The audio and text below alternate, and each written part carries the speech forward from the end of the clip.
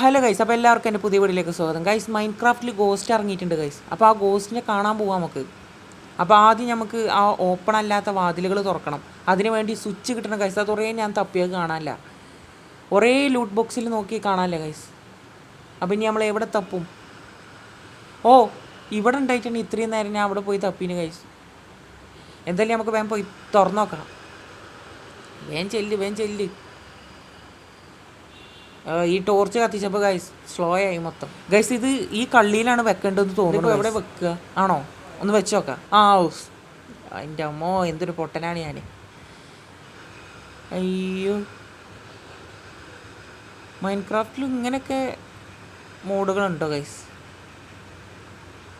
എന്തായാലും പോയോക്കാം. അയ്യോ, ഓ, വേറെ വേൾഡിലേക്ക് പോയി തോന്നുന്നു ഗൈസ്. അതെ, ടോർച്ച് കത്തിച്ചടാ. എൻ്റെ മോ.